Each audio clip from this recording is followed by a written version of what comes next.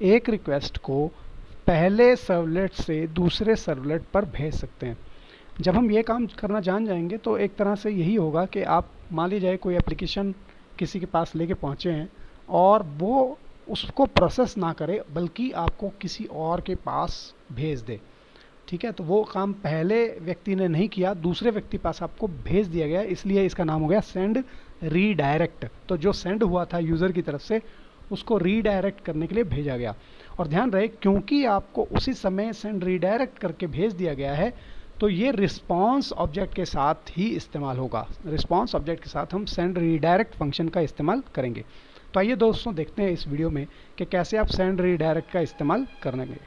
इसमें सबसे पहले जो हमारे पास इंडेक्स फाइल है उसको आप देखिए राइट वाली साइड में।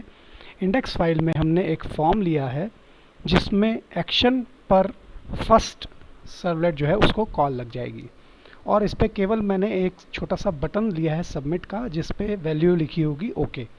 तो ये एक सिंपल सा एक HTML पेज है जिस पर एक बटन प्लेस कर दिया है जिस पर ओके पर जब आप प्रेस करेंगे तो पहला सर्वलेट जो है फर्स्ट सर्वलेट जो नाम है उस सर्वलेट को कॉल लग जाएगी।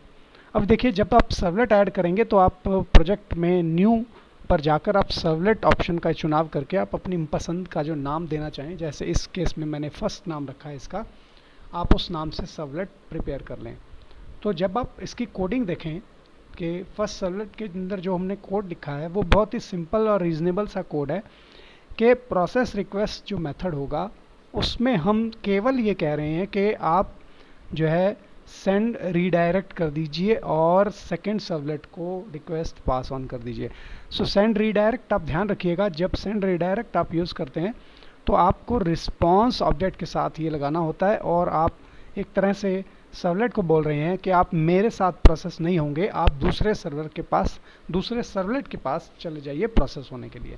तो सेंड रीडायरेक्ट ध्यान रखिएगा, इसमें आपको कोई और प्रोसेसिंग नहीं करनी, आपने सिंपली रिस्पॉन्स ऑब्जेक्ट से जो है सेंड रीडायरेक्ट मेथड को कॉल कर देना है और जिसको आप सेकंड सर्वलेट जो भी आप नाम रखना चाहें उस नाम के सर्वलेट पर आप इसे भेज सकते हैं। सेकंड सर्वलेट में हम कोई भी जानकारी जो है वो उसको प्रोसेस करना चाह रहे हैं तो यहाँ पर हमने क्या किया है, एक प्रिंट राइटर का ऑब्जेक्ट जो है वो क्रिएट कर लिया, क्योंकि सर्वलेट में डिफ़ॉल्ट अवेलेबल कुछ भी नहीं होता, आपको अवेलेबल कराने के लिए उसको क्रिएट करना होता है। तो हमने ऑब्जेक्ट जो है वो क्रिएट कर ली है और इसमें बाकी जो कंटेंट है वो केवल और केवल एक HTML का कंटेंट बनाने की कोशिश की है और यहाँ पर हम एक सिर्फ कॉन्टेक्स्ट पाथ जो है वो लिखवा रहे हैं। ओके, तो इस तरह से आप जो है इस पर्टिकुलर केस में आप सेंड रीडायरेक्ट कर रहे हैं और आप अपनी एक जगह से दूसरी जगह पर चीज़ों को भेज रहे हैं, सिर्फ पहले सेंड रीडायरेक्ट करके ये काम कर रहे हैं। आइए प्रोग्राम को चला के देखते हैं तो किस तरह से आप एक जगह से दूसरी जगह पर जो है कॉल को रिक्वेस्ट को आप मूव कर देते हैं। पहले सर्वलेट की जगह अब हमें जो कॉलिंग करने के बाद प्रोसेसिंग जो है वो हम सेकंड सर्वलेट से करा रहे हैं।